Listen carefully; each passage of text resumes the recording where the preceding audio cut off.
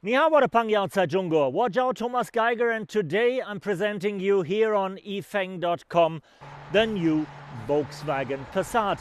It just celebrated its 50th birthday last year and has been the Volkswagen flagship model ever since.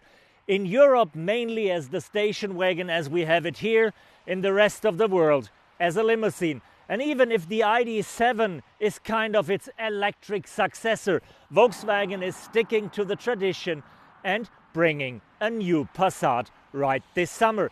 If you want to know what to expect from that vehicle that competes against the Mercedes C-Class, Audi A4 and a BMW 3 Series, join me on my first test drive and I'll tell you all about it. When we look at the form, the design didn't change too much because the Passat is a very traditional vehicle for very traditional and conservative customers. But the format changed quite significantly. 5 centimeters more wheelbase and 14 centimeters in length, because the Passat now shares the platform with the Skoda Superb and makes use of that size.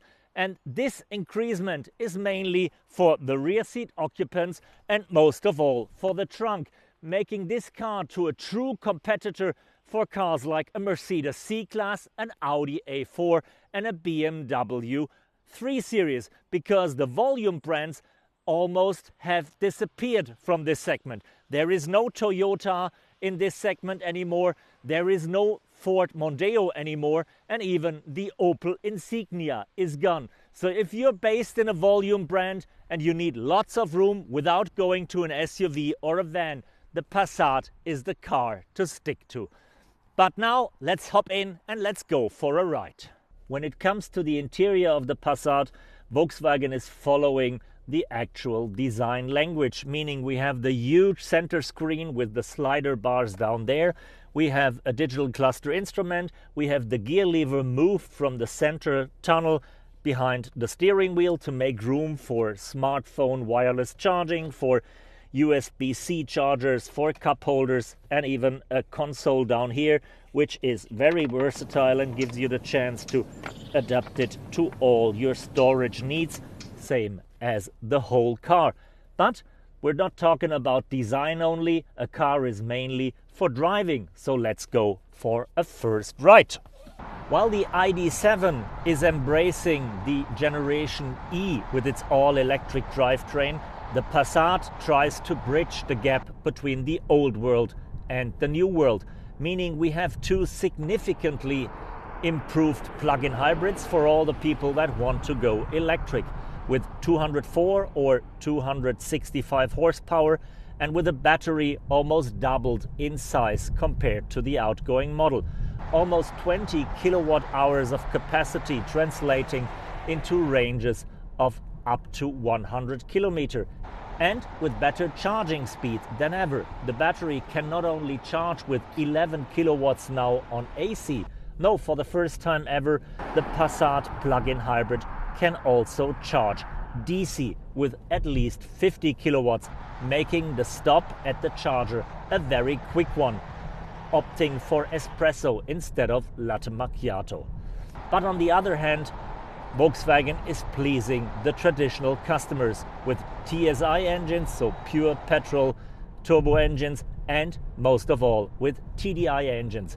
The range is from 136 to 272 horsepower, and especially the diesel really fits to the Passat. Yes, diesel might seem to be a bit out of time and has a kind of au goût since the diesel scandal, but seeing the range up to 1000 kilometers on your digital cluster instrument is something you don't see very often anymore in the time of electric vehicles. So that is a real benefit.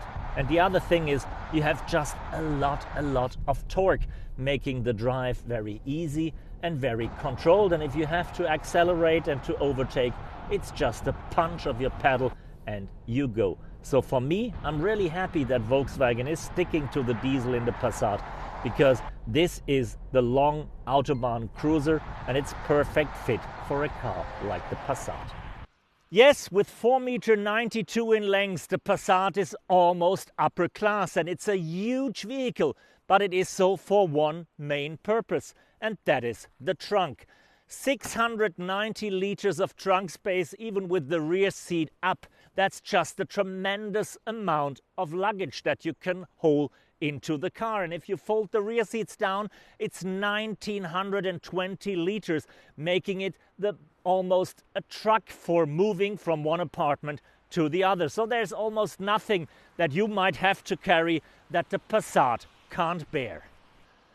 Thank you for joining me on that first test drive with the new Volkswagen Passat, a car that inherited everything Volkswagen has learned in the last 50 years.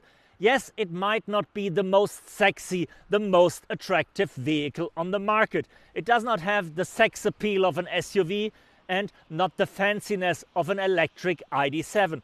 But it is a reliable partner, and the moment you sit in it, you really fall in love with it, and you can just rely on it like a good friend and a fellow companion. And that's really great that Volkswagen has stick to this segment while all the other volume brands are leaving. I'm pretty sure this makes the car unique and gives him a good chance to survive another 1 or even 2 generations. Thank you, Shishye, Thaitien, and goodbye.